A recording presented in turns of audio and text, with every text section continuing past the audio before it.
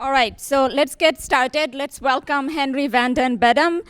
He's the Senior Vice President, Machine Learning Research, Cheminformatics, and Atomwise Inc., and also a professor in UCSF. The stage is yours. All right.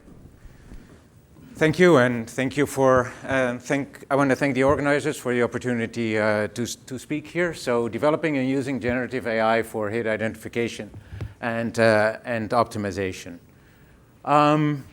I'm at Atomwise. Atomwise is a AI-first preclinical small molecule drug discovery company, and when we're thinking about AI in drug discovery, especially for small molecules, the conversation very quickly turns to faster and cheaper.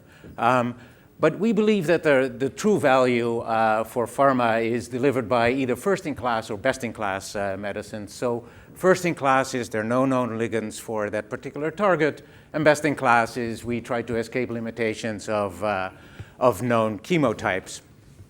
And so we developed technology to focus on either first-in-class or best-in-class. We have our internal pipeline shown here. In particular, I want to highlight TYK2 CNS and IL4R. Both would be first-in-class medicines for us. And in addition to these, we also have programs with our external big pharma partners.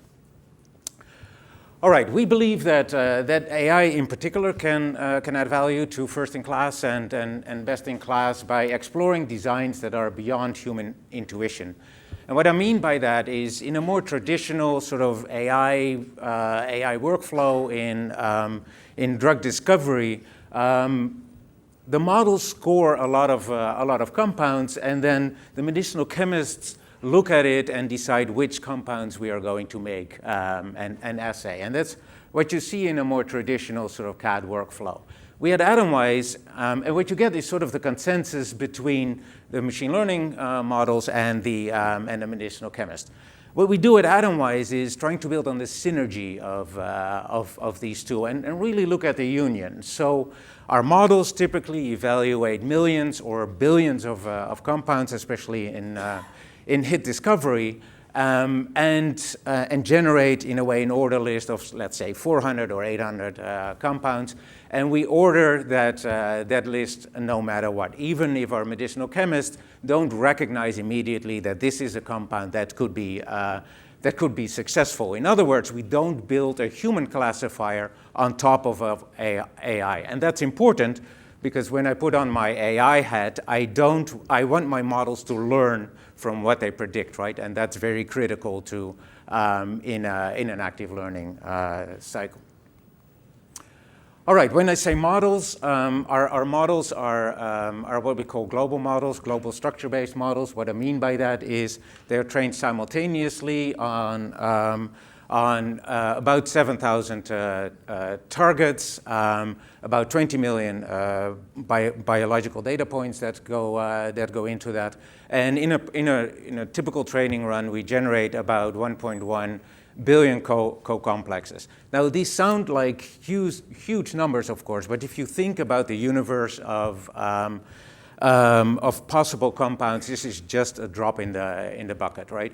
The reason we employ global models is that we want our models to learn the mechanisms of molecular recognition because we feel that is transferable across the entire proteome.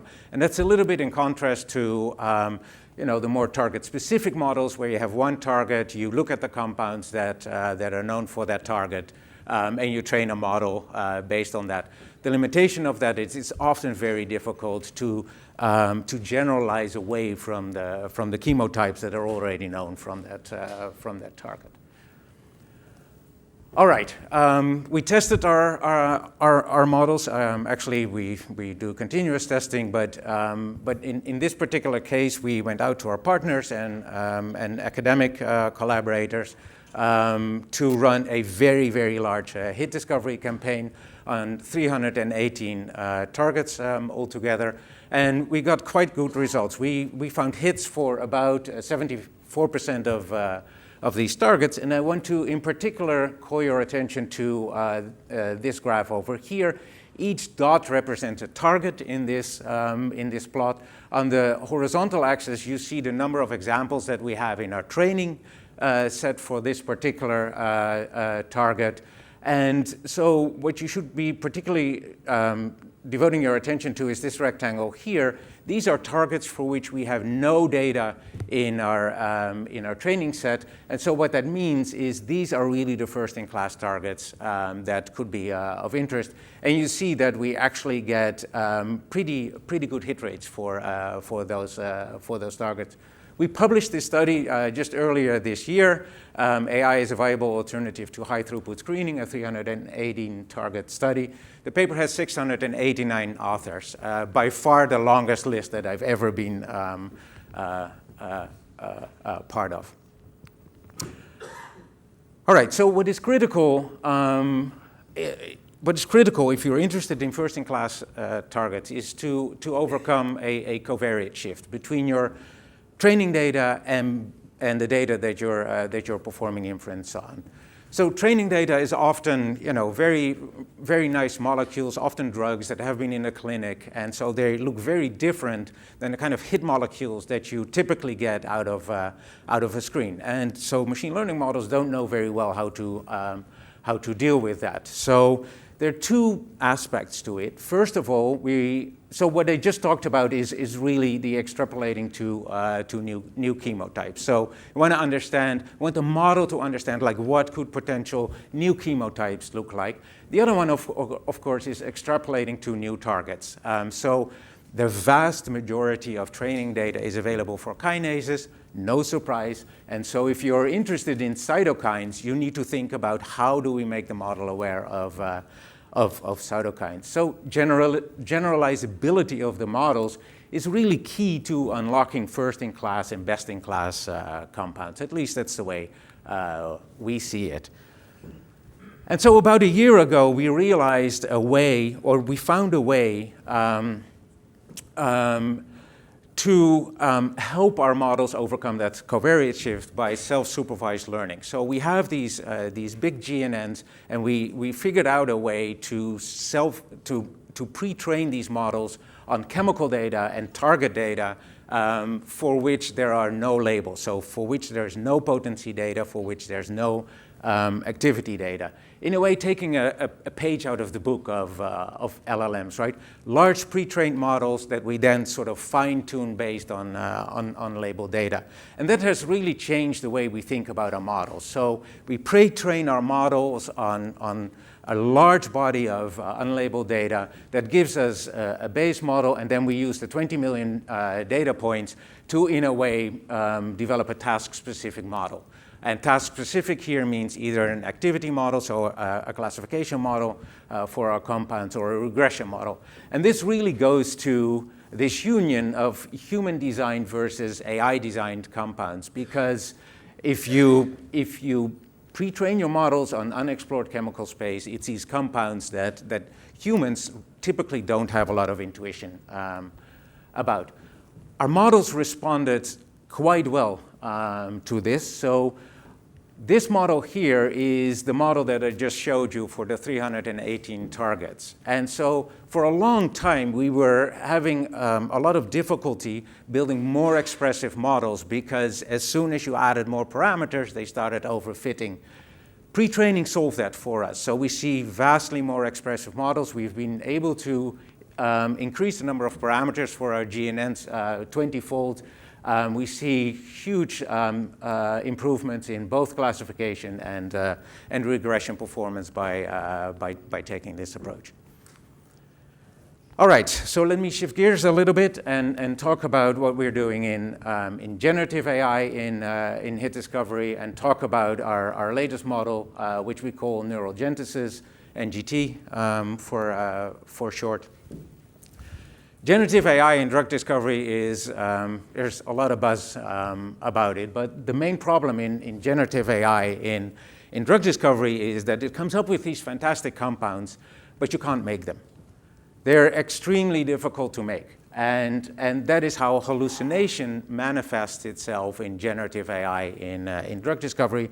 And that was sort of summarized very nicely in a paper in JACS just last year. It's a real problem, of course, because what is key to driving a drug discovery campaign is that you have access to compounds that are readily synthesizable.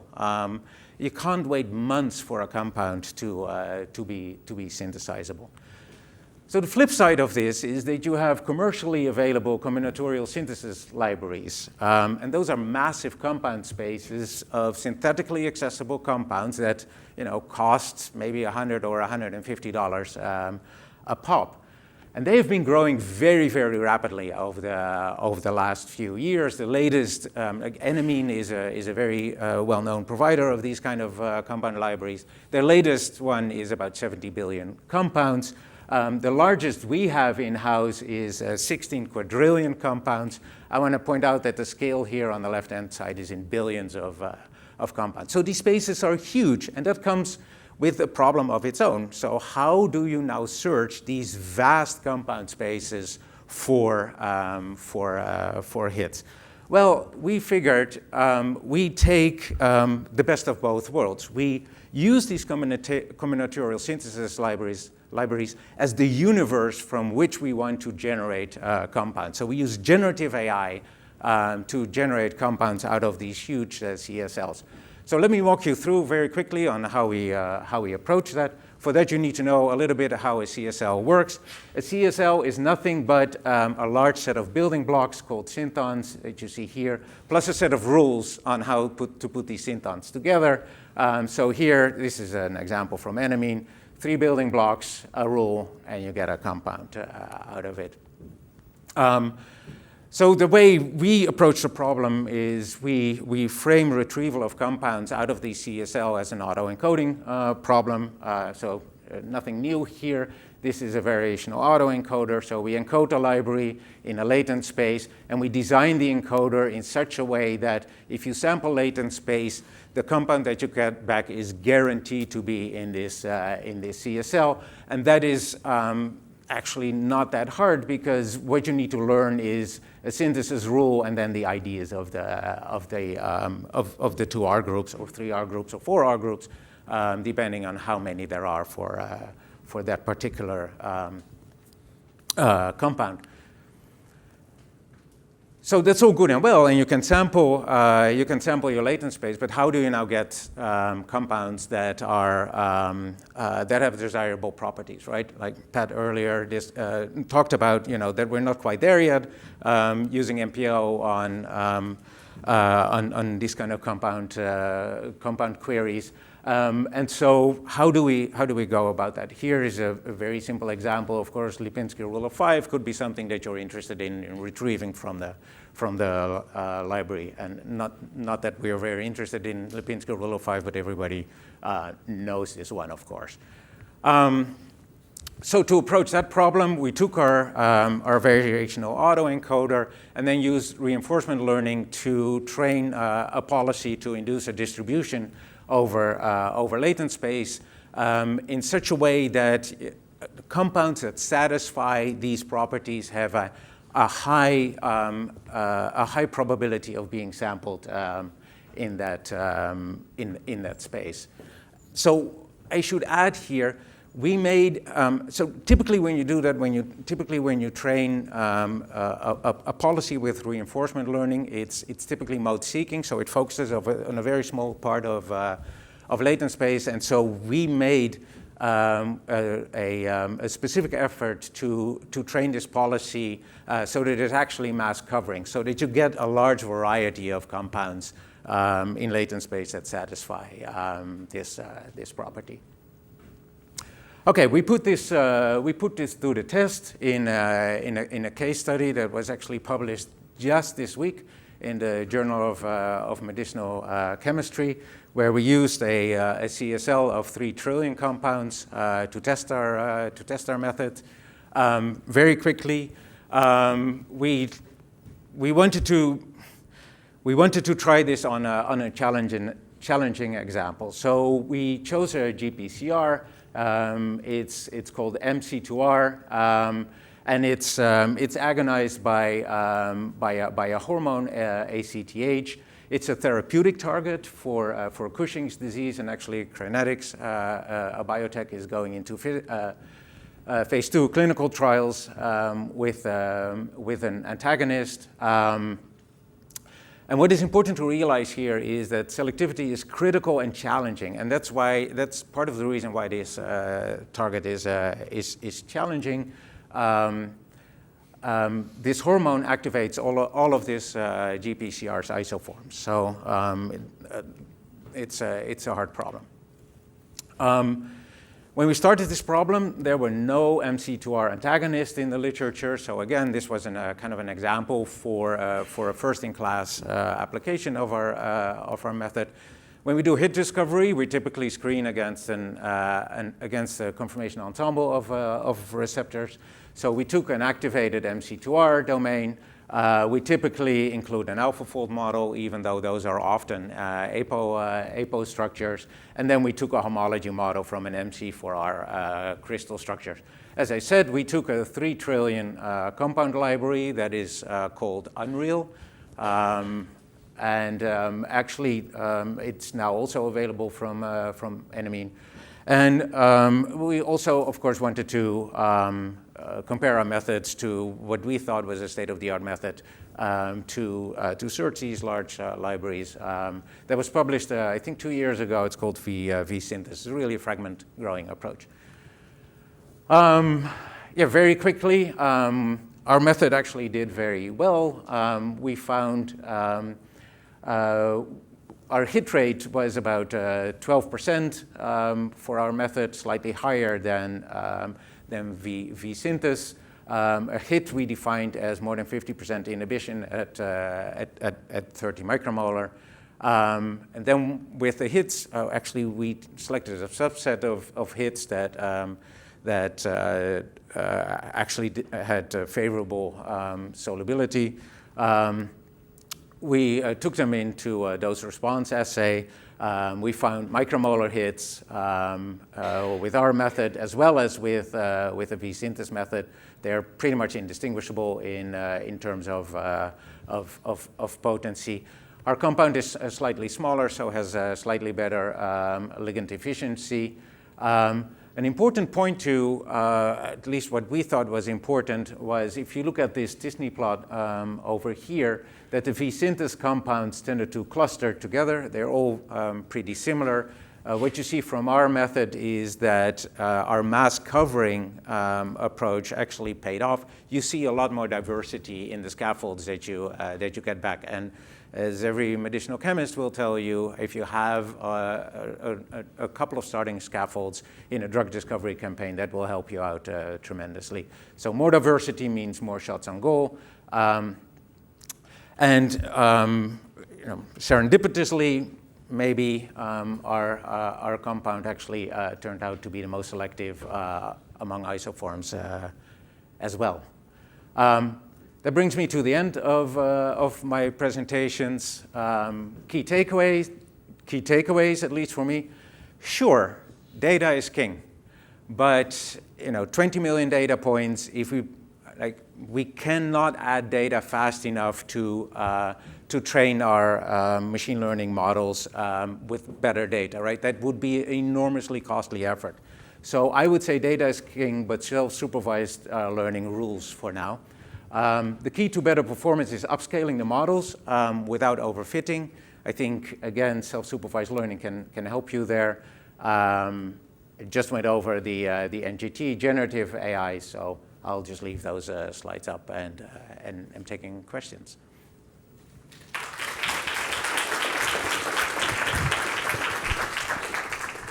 Thank you. Questions?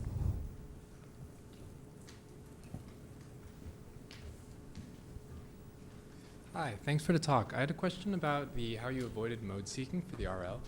Did you use anything like recurrent experience repeats and stuff to help it maintain like a wide distribution, or can you talk a little about that? No, we developed a family of what we call alpha divergences. So it's essentially KL divergences with a parameter that you can select so that it becomes either more mode seeking or more mask covering. And so you train the policy with that family of KL divergences, and that gives us the mask covering policy. Yep. Thank you. Sure. Details are in the paper. Go ahead. Hi, nice talk. I was wondering if you tried using conditional generation in place of the policy for generation, and if so, how it compared. We didn't. And you know, it's interesting, like in machine learning, I think nowadays methods commoditize so quickly that, you know, you put something out and like a week later a grad student has made an improvement to your method that you know, spend like 9 months developing. And so that's great about the field, right? So, you know, there's many ways to solve this problem. So yeah, I would say get behind your computer and... Yeah, thank you. Sure. Okay, one quick question, yes. Well, first, as in alumni, thanks for mention, and for the variational autoencoder, have you tested how it compares with so-called molecular language models, like for example, MegaMolBART or Molformer, where you also can sample latent space and potentially generate molecules with desired properties? Yeah. So for us, it was important to solve the synthetic accessibility problem. It was really important that we generated compounds that were in the CSL. Mm-hmm. And so if you look at Molformer or Molformer XL, you know, it's exactly the problem. It creates great compounds, and then we go to Enamine or any vendor, and they scratch their heads and they say, yeah, this is a list of 400, we can maybe make 2. I was on receiving ends of those requests, so I fully understand. I see, yes. Yeah. Thank you. All right. One very quick question. Sure. You have shown a hit rate of 12.5%. There was a bar Yes. plot. What's the range of hit rate across druggable versus undruggable targets? What is your current observation? Well, undruggable would be 0% almost by definition. Okay, 0%. Yeah. And then you had success, you showed, right? So what does the current hit rate spectrum looks like? Yeah,